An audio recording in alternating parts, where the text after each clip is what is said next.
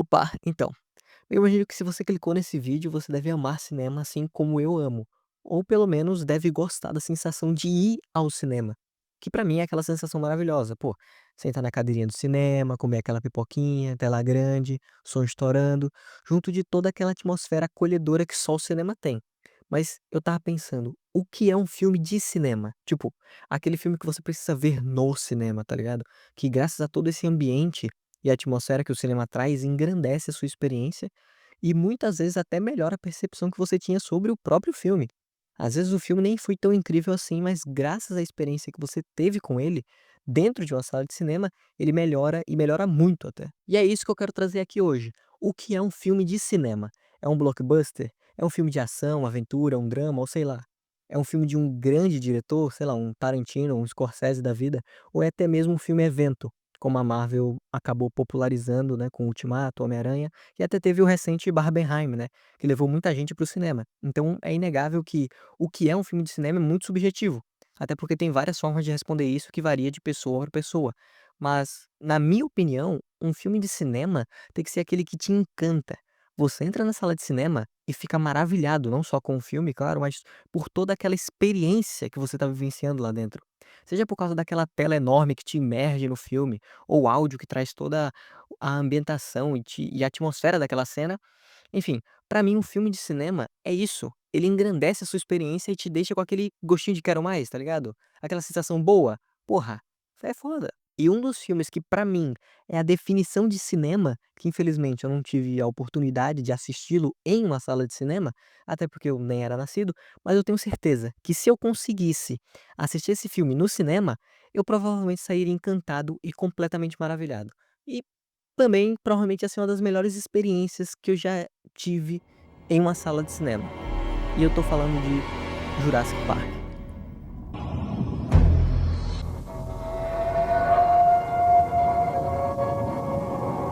Em 1989, Steven Spielberg teve a oportunidade de conversar com Michael Crichton, um escritor que na época estava prestes a lançar um livro, e esse livro que não era nada mais nada menos que Jurassic Park, que foi publicado em 1990. Mas antes disso, houve toda uma disputa pelos direitos do livro antes mesmo dele ser publicado.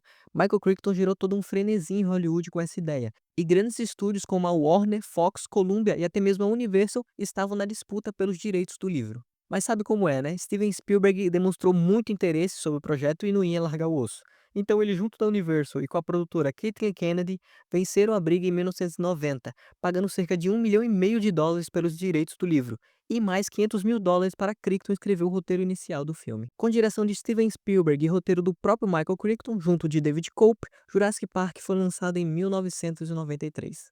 Dr. Grant, Doutora Sattler, bem-vindos ao Parque dos Dinossauros.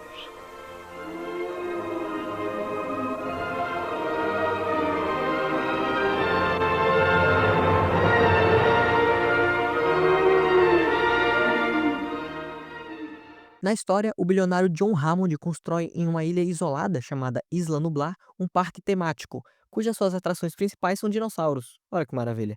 E a partir do DNA fossilizado de dinossauros, retirados de mosquitos da era Mesozoica, os cientistas conseguiram criar o processo de clonagem desses dinossauros, usando outros DNAs de anfíbios. Mas como nem tudo são flores, antes do parque inaugurar, um dos funcionários acaba sendo morto por um dos dinossauros. Isso levanta, óbvio, a dúvida dos investidores a respeito da segurança do local. Então, John Hammond, precisando da aprovação dos investidores para conseguir inaugurar o parque, chama um grupo de especialistas para averiguar o parque e atestar a sua segurança. Entre esses especialistas está o paleontólogo Alan Grant, interpretado por Sam Neill, e também a paleobotânica Ellie Sattler, interpretada por Laura Dern, junto do matemático Ian Malcolm, interpretado no filme por Jeff Goldblum. E meus amigos, só aqui nesse início Jurassic Park já mostra o que veio. Porque quando esse helicóptero está se aproximando da ilha e a trilha sonora do grandioso John Williams começa a tocar, putz, não tem como não se arrepiar. Oh, lá está!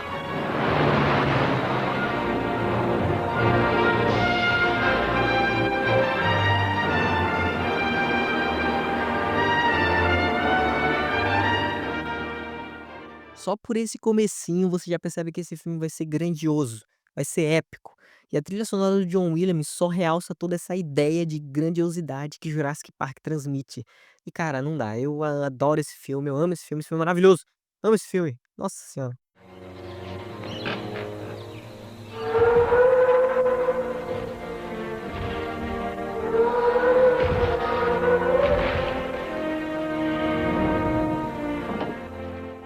Com o decorrer do filme, a gente descobre que um dos funcionários do parque acaba desativando os sistemas de segurança, porque ele tinha o objetivo de roubar alguns genes e alguns embriões de dinossauros que ele pretendia vender para descolar uma boa grana.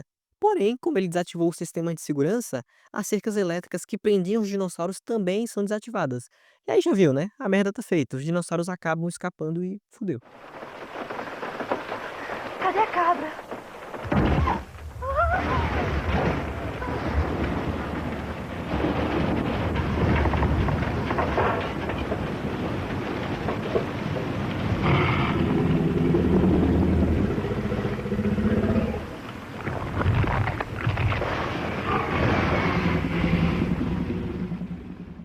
Steven Spielberg. Este homem é um homem iluminado.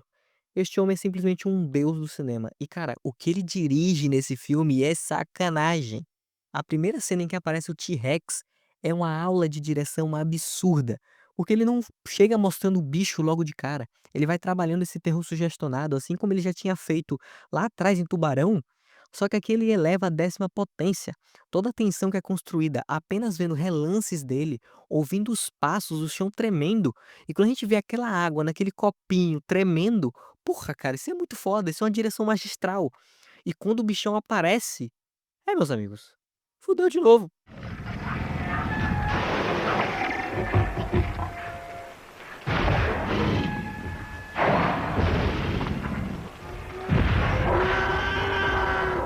Eu detesto estar sempre com a razão.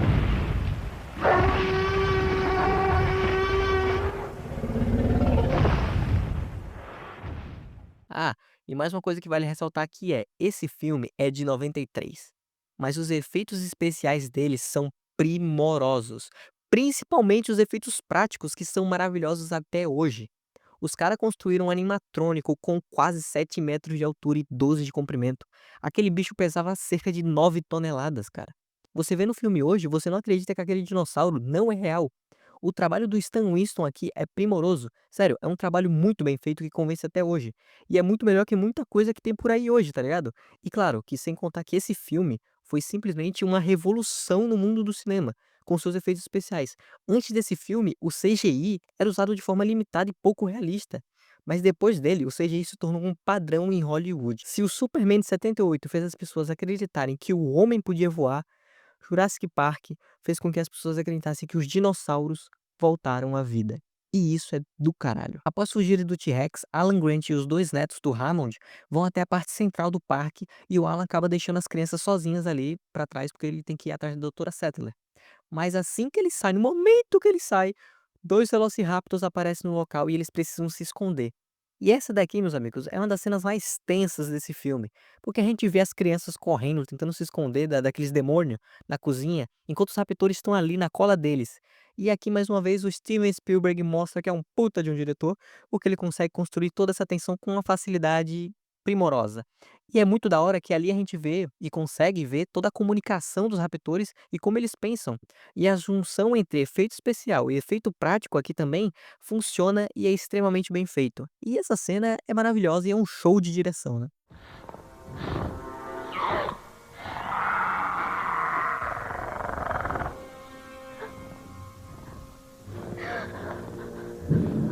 Vem comigo.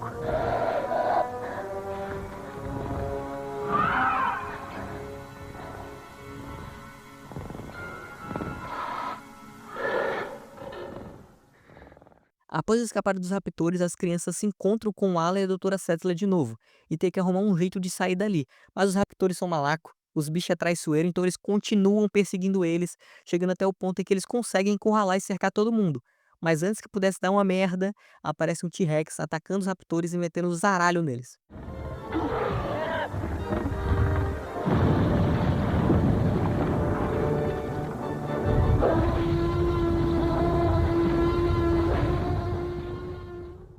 Saindo dali, todos se encontram com o Raymond, entram no carro e metem o vazado dali. Pode ponderar cuidadosamente, eu decidi não endossar o parque. Nem eu. Jurassic Park foi simplesmente o filme com a maior bilheteria de 1993, e até mesmo se tornou o filme com a maior bilheteria da história, até que em 97 lançou Titanic, que conseguiu superá-lo. Mas uma coisa é inegável, esse filme foi um enorme sucesso de crítica, bilheteria e o público amou também, porque, cara, esse filme é 100% perfeito. Perfeito, não tem um único defeito. E eu amo esse filme, e sem sombra de dúvidas, esse é um dos tops filmes da minha vida.